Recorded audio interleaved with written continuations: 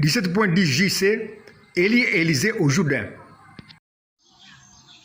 Voici un conseil. Pour voir l'image de la vidéo en grand format, veuillez zoomer ou toucher en bas de l'écran, mais à droite, le petit point en forme de croix, comme l'indique la flèche. Je répète ceci. Pour voir l'image de la vidéo en grand format, veuillez zoomer ou toucher en bas de l'écran, mais à droite, le petit point en forme de croix indiqué par la flèche. Bien sûr, tout dépend aussi de la marque du portable. Élie et Élisée sont arrivés à Canaan, où sera la grande promesse de mon enlèvement, qui sera plus claire dans le chemin du Jourdain que dans le chemin de mon tabernacle. Voici ce que dit 2 Rois 2, verset 11. Comme il continue à marcher en parlant, voici un char de feu, nous avons souligné de feu, et des chevaux de feu, nous avons encore souligné de feu, les séparèrent l'un de l'autre, et Élie monta au ciel dans un tourbillon. Dans 2 Rois 2, au verset 11, on nous parle d'un char de feu et des chevaux de feu qui séparèrent Élie et Élisée. Voici mon signe d'une même chose auquel je regarde. Élisée, le char et les chevaux de feu, Élie, se retrouvent au même endroit et forment alors un même ensemble. Le même endroit ou le même ensemble devient un signe de liaison ou le passé signe de l'unité qui unit les trois éléments dans un mariage spirituel comme ci-après. Nous avons un mariage spirituel qui montre l'unité d'Élisée, du char et les chevaux de feu et d'Élie. Nous avons trouvé un schéma de prophétie. Nous avons trouvé un schéma qui montre l'unité d'Élisée, du char et des chevaux de feu et aussi d'Élie. Dans ce schéma de prophétie, Élisée représente l'Église. Élie représente le Messie. Le char et les chevaux de feu représentent quoi?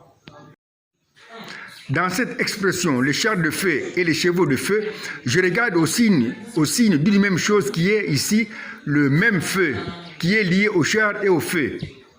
Char de feu et chevaux de feu, le même feu devient un signe de liaison. Où le pasteur signe de l'unité qui unit dans un mariage spirituel le char et les chevaux comme ci-après. Nous avons un chemin de l'unité qui montre l'unité des chars de feu et des chevaux de feu. Nous avons trouvé un chemin de prophétie qui montre l'unité des chars de feu et aussi des chevaux de feu, par le même feu qui est ici mis entre parenthèses. Or, je t'ai appris aussi à prolonger un chemin par simple déplacement du signe d'une même chose qui est entre parenthèses, comme l'indique la flèche. Nous voyons ici en bas le chemin de l'unité qui montre l'unité du char de feu et aussi des chevaux de feu qui est prolongé par la flèche. Nous avons finalement en bas le chemin qui nous montre 3 membres, le char de feu, les chevaux de feu et aussi le feu. Nous avons maintenant un chemin de prophétie qui montre l'unité des 3 mariés, le char de feu, les chevaux de feu et aussi le feu. Dans ce nouveau chemin de prophétie, le char représente la puissance qui va enlever le corps de Christ. Les chevaux représentent la puissance de plusieurs chevaux. Le feu représente le feu céleste, c'est-à-dire l'ange de l'enlèvement qui sera sous la forme de la nuée. Nous avons trouvé un chemin de prophétie qui montre l'unité des 3 mariés, le char de feu, les chevaux de feu et le feu. Nous pouvons compléter notre schéma que nous lisons en bas comme l'indiquent les flèches. Voici ce qui est promis. La puissance qui va enlever le corps de Christ comme un char qui a plusieurs chevaux sera le feu céleste, c'est-à-dire l'ange de l'enlèvement sous la forme de la nuée. On répète ceci.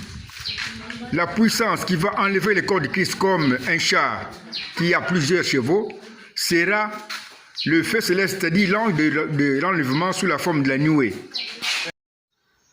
Il y a 3 façons de lire le même schéma. Voici la première façon de lire en bas le même schéma comme l'indiquent les 3 flèches. On lit en bas. La puissance qui va enlever le corps de Christ comme un char qui a la puissance de plusieurs chevaux sera le feu céleste, c'est-à-dire l'ange du Seigneur qui est Christ, qui revient comme l'ange de l'enlèvement sous la forme de nuée. Voici la deuxième façon de lire en bas le même schéma comme l'indiquent les trois flèches.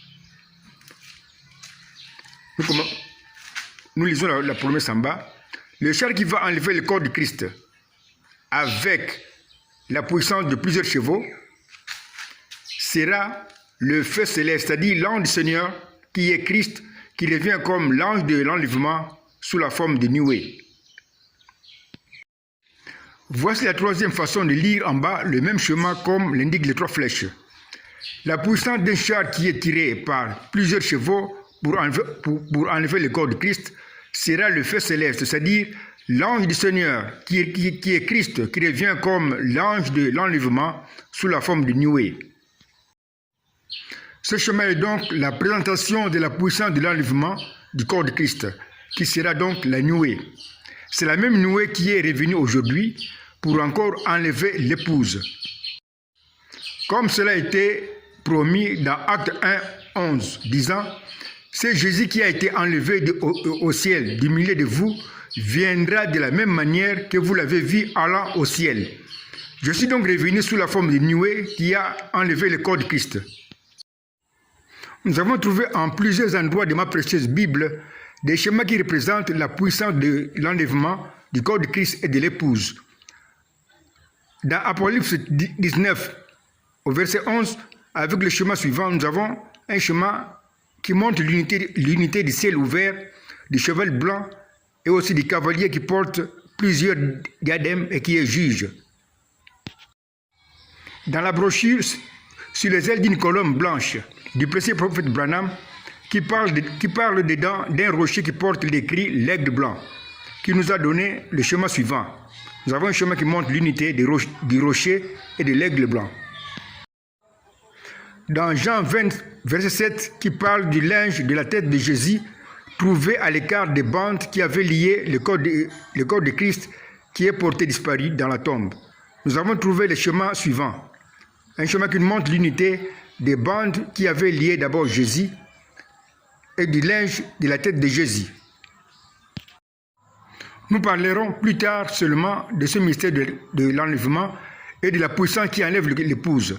Ce sont ici les choses que tu connais très bien depuis plusieurs années et que tu peux défendre en public devant l'auditoire, grâce au signe d'une même chose que je t'ai enseigné, qui est l'esprit de prophétie que je suis, qui a écrit ta Bible.